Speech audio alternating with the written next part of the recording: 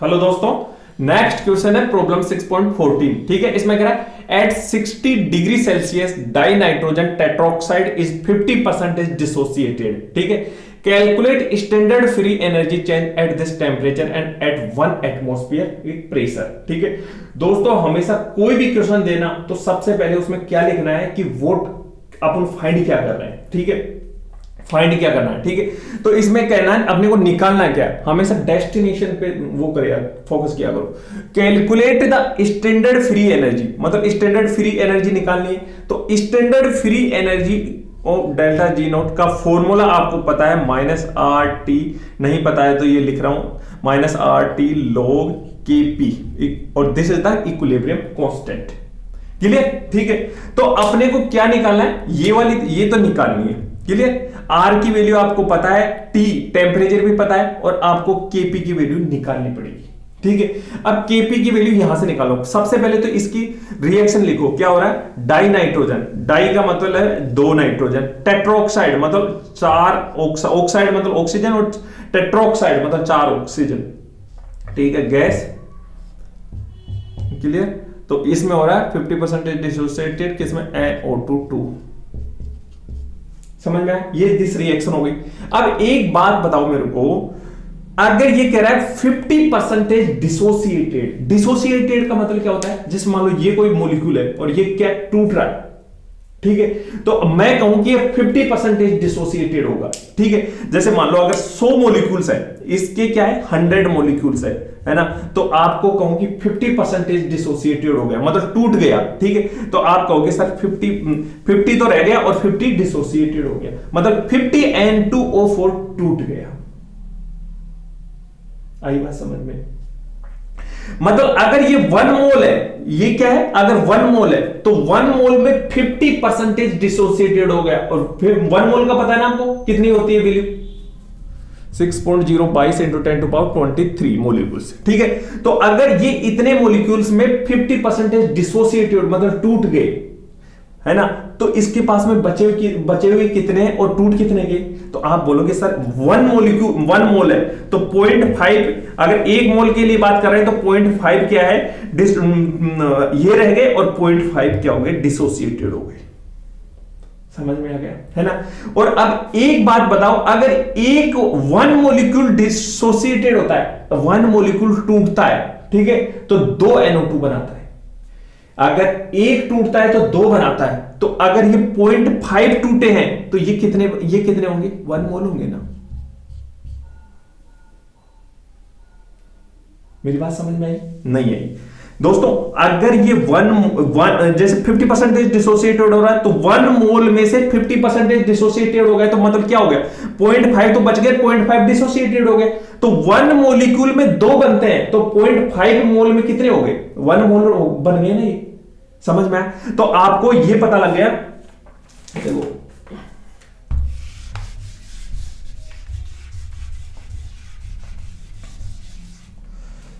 इसके कितने रह गए, इसके 0.5 और इसके कितने हो गए, 1 मोल, और इसका है 0.5। ठीक है, तो देखो केपी की वैल्यू, केपी का फॉर्मूला होता है KP equal to partial pressure of, देखो reaction, partial pressure of NO2 का whole square partial pressure of N2O4, ये होता है केपी का formula.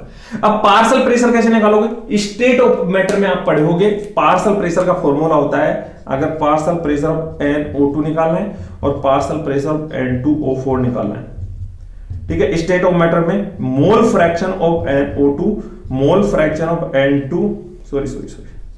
Mole fraction of N2O4 into total pressure into P total, है ना। और P टोटल कितना दे रखा, 1 atmosphere, 1 ATM pressure, P total equal to दे रखा 1 ATM। क्लियर? अब इसमें वैल्यूज पुट करो। देखो मोल, अच्छा मोल फ्रैक्शन कैसे निकालोगे, देखो 0.5 मोल इसका इक्विलिब्रियम में क्या बचा हुआ है, ये 0.5 बचा हुआ है ना, 50% डिसोसिएटेड हो गया तो 0.5 बच गया, और इक्विलिब्रियम में ये कितना है, 1 मोल। तो मोल फ्रैक्शन होता है, मोल फ्रैक्शन मैंने सम बेसिक कंसेप्ट पहले वाले चैप्टर में मोल फ्रैक्शन वाला क्वेश्चन भी होगा शायद, ठीक है, और नहीं भी है तो देख लेना। मोल फ्रैक्शन निकलता है जैसे XnO2 का निकालना है, ठीक है, तो मोल फ्रैक्शन मतलब मोल्स ऑफ दिस कितना मोल है 1, ठीक है। टोटल मोल कितना है 1 और 1.5, 1 0.5 प्लस 1.5 टोटल। अरे मोल फ्रैक्शन, किसी का परसेंटेज फ्रैक्शन, तो मतलब इसका मोल अपन टोटल, समझ में आ गया ना। कैंडिडेट फ्रैक्शन अगर परसेंटेज निकालते तो कैसे निकालते, जैसे इसका अपॉन टोटल, तो ये हो गया, तो इसको कैसे करोगे 1 अपॉन 1.5 और इसका mole fraction N2 x upon N2O4 का कितना हुआ, इसका मोल 0.5, टोटल मोल 1.5, 0. लिखो क्या, बच्चों को बहुत कंफ्यूजन रहता है, 0.5 1.5, ठीक है। अब वैल्यूज पुट कर दो इसमें। NO2 कितनी है दोस्तों 1.5 इंटू 1 ATM, ठीक है। तो ये आ गया ATM और ये आ गया N2O4 कितना है 0.5, 1.5 इंटू 1 है ना ATM। तो ये निकल गई आपकी, ये आ गई, ये आ गई, है ना। अब किसमें, इसमें वैल्यूज पुट करो। इसमें कैसे पुट करोगे, PNO2 1/1.5 का होल स्क्वायर N2 0.5 1.5, है ना। अब इसको सोल्व करो, कैसे करोगे दोस्तों, अरे मेरे बाप करो, 0.5 गुणा 1.5, ये ऊपर चला गया 0.5 और ये नीचे आ गया, क्लियर।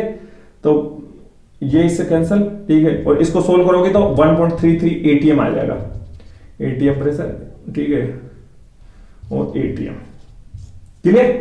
अब KP की वैल्यू आ गई, ठीक है। अब इसको मैं रब कर दूं, है ना, KP की वैल्यू आ गई ना आपके पास में, तो इसको भी मैं वो कर देता हूं।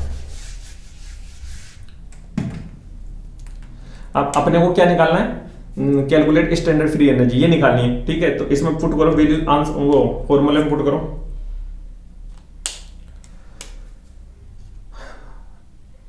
सॉरी दोस्तों, ये ln नहीं लिया ना आप, ln लोगे तो ये नहीं आएगा, इसमें आएगा -2.303 और आएगा ना। और देखो -RT ln होता है, और अगर नेचुरल लॉगरिथम को लॉगरिथम में बदलोगे तो 2.303 RT log KP हो जाएगा, ठीक है।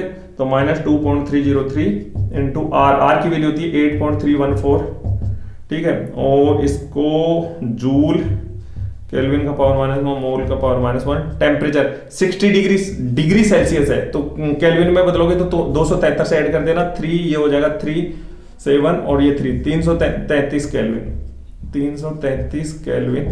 तो केल्विन से केल्विन वो हो गया, ठीक है। और log KP की वैल्यू है 1.33, ठीक है ना।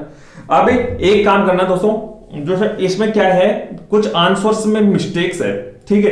अब पहले तो ये बताओ, log 1.33 की वैल्यू अगर आपको गिवन है तो सबसे बढ़िया ही है ना, और नहीं गिवन है तो फिर क्या करना पड़ेगा, कुछ तो करना ही पड़ेगा। कैसे करोगे, देखो log 1 की वैल्यू आप पता होनी चाहिए आपको 0 होती है, log 2 की वैल्यू भी पता होनी चाहिए आपको 0.3010 होती है, log 3 की वैल्यू भी पता होनी चाहिए आपको 0.4771 होती है, log 10 टू पावर 1 की वैल्यू 1 होती है, log 10 टू पावर 2 की वैल्यू 2 होती है, log 10 टू पावर 3 की वैल्यू 3 होती है, ठीक है। तो 1.33 आ रहा ना, log 1 इसके बीच में होगी, ठीक है। तो इसके 0 और 0.30 के बीच के अंदर इसकी वैल्यू आएगी, ठीक है। तो देखो दोस्तों, इसमें अगर इसमें जो एनसीईआरटी में बुक्स में जो आंसर दे रखा ना, वो कैलकुलेटर वाला आंसर दे रखा, ठीक है। देखो log इसकी दे रखी है 0.12, मतलब log 1.33 का वैल्यू निकालोगे तो इसकी वैल्यू आएगी 0.1238, है ना। वो एनसीईआरटी वाली ले रखी है, वो कैलकुलेटर वाली ले रखी है।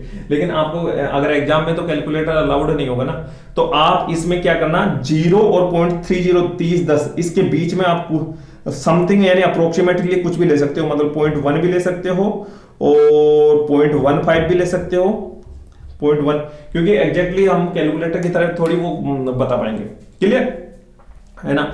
और अब इसने एनसीईआरटी में ये भी गड़बड़ कर रखा है कि अगर उसने ये वाली वैल्यू तो ले ली, ठीक है, लेकिन अगर इससे मल्टीप्लिकेशन करेंगे ना टोटल को, जैसे -2.303 8.314 है ना, जूल मोल का पावर -1 इंटू 333 इंटू 0.1238। ठीक है, तो इसको अगर कैलकुलेटर से आप सोल्व करोगे तो -789, और इसमें भी किलो जूल दे रखी है ना, लेकिन ये जूल ही आएगा।